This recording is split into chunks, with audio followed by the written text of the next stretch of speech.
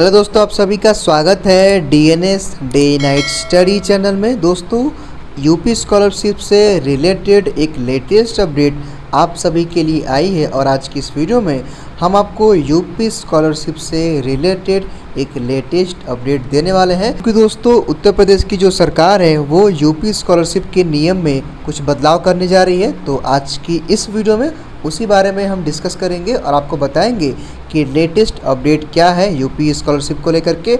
और इस वीडियो के आखिर में हम आपको ये भी बताएंगे कि जो यूपी स्कॉलरशिप का जो फॉर्म है वो कब तक आ सकता है। दोस्तों, तो चलिए शुरू करते हैं आज का वीडियो। हालांकि वीडियो में आगे बढ़ने से पहले हम आपको फिर से बता दें कि अगर आप डे नाइट स्टडी डीएनएस पे पहली बार विजिट कर रहे हैं तो आप डे नाइट स्टडी डीएनएस को सब्सक्राइब करके बेल आइकन को ज़रूर प्रेस कर ले जिससे आपको इसी तरह की लेटेस्ट अपडेट सबसे पहले आपको मिल सके। तो आइए हम इस पूरे अपडेट को पहले पढ़ते हैं और पढ़ करके हम आपको एक एक चीज़ बताते हैं।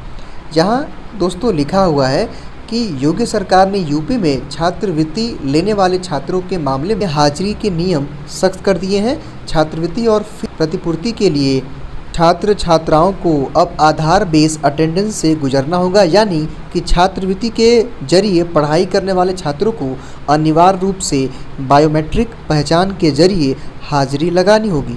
जैसा कि दोस्तों आप सभी जानते हैं कि जो पूरे कॉलेज में यानी कि किसी भी यूनिवर्सिटी में अगर आप पढ़ते हैं, किसी भी कॉलेज में पढ़ते हैं, तो वहाँ पे आपका 75% जो अटेंडेंस होता है वो कंपलसरी होता है।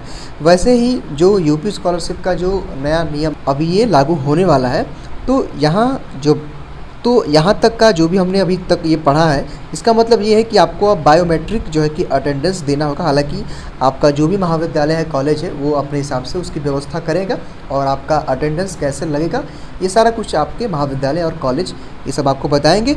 आइए हम आगे की अपडेट को पढ़ लेते हैं और देखते हैं क्या कुछ है यहाँ। प्रिंट इसके लिए विश्वविद्यालयों समेत सभी संस्थानों को आधार बेस उपस्थिति प्रणाली को स्थापित करना होगा। 75 यानी कि 75% अटेंडेंस के बिना छात्र छात्रवृत्ति के लिए अपात्र होंगे। इसका मतलब ये है दोस्तों कि जैसा कि आप 75% अपना अटेंडेंस देते हैं, यानी कि जब आप 75% अगर आपका अटेंडेंस रहता है तब जाकर के आप अपना एग्ज़ाम दे पाते हैं, वैसे ही जब आपका 75% अगर अटेंडेंस रहेगा तभी जाकर के आपको छात्रवृत्ति मिलेगी। अगर नहीं है तो फिर आप अपात्र होंगे। अपात्र का मतलब कि आप पात्र नहीं होंगे, आपको नहीं मिलेगा। आइए हम आगे की भी कुछ चीज़ों को पढ़ लेते हैं और यहाँ से शायद कुछ चीज़ें और क्लियर हो जाएं। यहाँ लिखा है कि नए नियम के मुताबिक संस्था को आधार बेस हाजिरी को हर माह प्रमाणित करते हुए छात्रवृत्ति पोर्टल पर अपलोड करना होगा। समाज कल्याण के सहायक निर्देशक सिद्धार्थ मिश्रा बताते हैं कि आधार बेस हाजिरी के लिए प्रक्रिया शुरू हो गई है। SC/ST नियमावली में इसे शामिल भी किया गया है। आधार बेस अटेंडेंस अंगूठे या उंगलियों के निशान, चेहरे की पहचान या कॉलेज परिसर में पहुंचकर कहीं से भी लगाई जा सकेगी।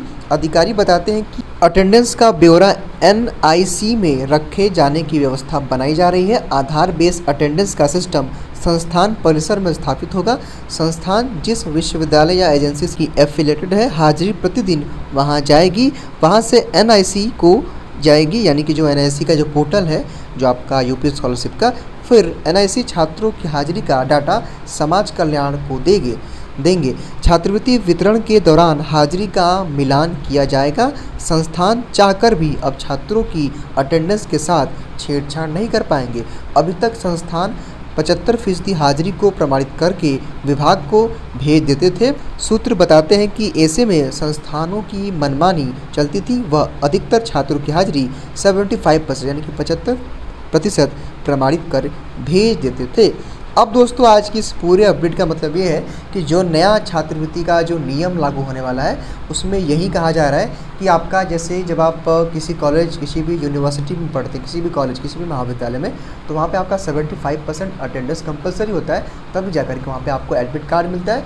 वैसे ही यहाँ पे भी यानी कि यूपी स्कॉलरशिप में भी ये नियम लगने वाला है। ताकि इससे संबंधित जो भी आगे अपडेट आएगी हम आपको वीडियो को थ्रू इन्फॉर्म कर देंगे। वही अगर हम बात करें यूपी स्कॉलरशिप के फॉर्म की, यानी कि जो इस साल 2021-22 के लिए, तो इसकी जो संभावना बन रही है कि आपके अक्टूबर का फर्स्ट या फिर सेकंड वीक तक आएगी। क्योंकि अभी जो है कि एडमिशन का जो प्रोसेस है अभी चल रहा है। एडमिशन का प्रोसेस अभी जैसे ही ख़त्म होगा और जहाँ तक हमें उम्मीद है कि जितने भी महाविद्यालय कॉलेज हैं सब अपना एडमिशन का जो पूरा प्रोसेस है वो फर्स्ट या फिर सेकंड वीक तक कंप्लीट कर देंगे और उसी के बाद आपका जो है कि यूपी स्कॉलरशिप का फॉर्म आ जाएगा।